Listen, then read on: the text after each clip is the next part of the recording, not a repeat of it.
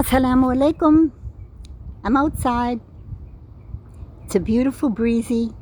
I have about 3 o'clock in the afternoon here in sunny Florida. And I was thinking just to do this small bit for you because it coincides with what I've been doing with my new curriculum, the basics, And I know you know the prayer, but I did for you the tashahhud because I felt it was worth it, because I didn't think anyone had really explained it to you. And then I did for you the dua al-istikhara, and then I did for you the last verses of Surah Baqarah. But I was thinking about when you come up from ruku'ah, that means when you bow, the ruku'ah, we say, Sami Allahu liman hamida. And I thought that needs some explanation. Sami'a means to hear, to listen. Allahu, of course we know what that means. Sami Allahu, it means Allah listens to, or Allah hears, liman hamida, to the one who praises him. Clear, makes perfect sense. But then someone might say, well, one of Allah's names is As-Sami', the all-hearing. Yes, that's true. As-Sami', he hears everything. Al-Basir, he sees everything. Al-Alim, he knows everything. Al-Adl, the most just. Al-Muqayt, he puts everything in its perfect place, in the perfect portion, at the perfect time, in the perfect place. Well, I'm going to go back to Sami Allahu liman hamida. Now, if you were wondering why, because we already know that Allah hears everything all the time. You know why you're supposed to say that when you're coming up from the ruku'ah in all of your 5 prayers, every time you come up from ruku'ah, Sami Allahu liman hamida. The reason for that is to remind you, because if you really do pause and you really do ponder that tiny little phrase, Sami Allahu liman hamida, 5 tiny words,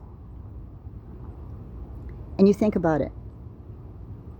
Every time now you come up from ruku'ah, I want you, when you say Sami Allahu liman hamida, that right at that very moment, Allah is listening to you and reminding you that He's listening to you. Now that would seem to be a really good emphasis and encouragement for you while you're in that prayer to notice, take notice. I mean, I know you believe it. Muslims believe all this, but think about it. Because you're supposed to be saying Alhamdulillah all day long. That's what I do, ever since I studied how important these little things are. In the morning, I never stop saying, I do this before Salat al-Fajr. Subhanallah, alhamdulillah, Allahu Akbar. Subhanallah, alhamdulillah, Allahu Akbar. You see that alhamdulillah, alhamdulillah, alhamdulillah, alhamdulillah. Astaghfirullah, astaghfirullah, astaghfirullah, astaghfirullah, astaghfirullah. And this is what I do while I'm putting the coffee on. Literally takes 3 minutes. And I wake up and I say, of course, Asbahna wa asbahmuka Allah. I say the dua for istiqaz min al-nawm, when you wake up. And then that only takes a couple of minutes. And then I go and make wudu. After I make wudu, this is what I do every single morning. I just press the coffee maker button because I fill it up the night before. Literally takes me 1 second or half a second. And then I go and pray Fajr. Aba Raq'a, Salat al-Fajr.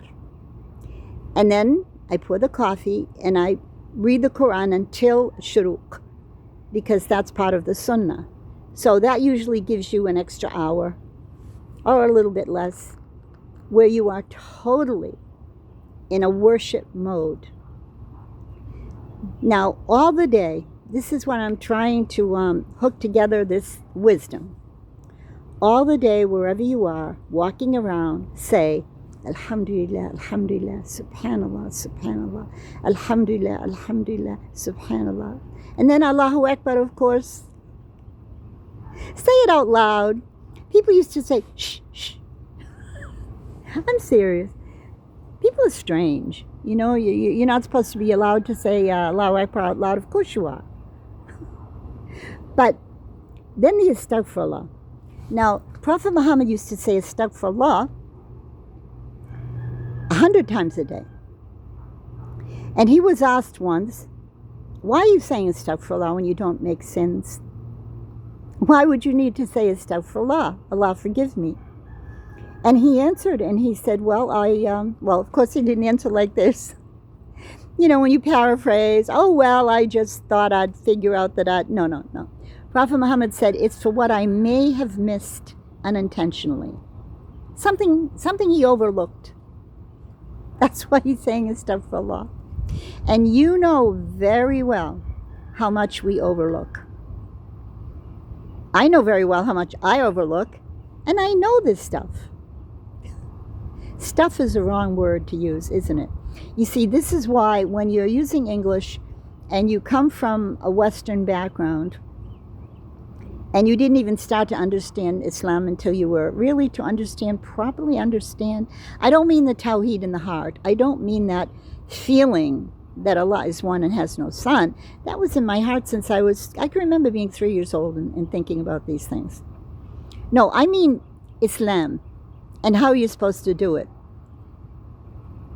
Seriously, this is something I don't think I really got a grip on it outside of the Tawheed certainty until I started to memorize Quran. So I was perhaps at that time, and I don't mean just the 3 kul. No, I had done those way earlier when I first became a Muslim at age 38. I mean, from the time I landed in Egypt at age 40, I would say, because my son was born, I was so very busy, and I probably really didn't start to learn properly until I started to learn Quran and memorize it. So I would say at that time, the very beginning of that time I was 45. And it was like a new vista opening up.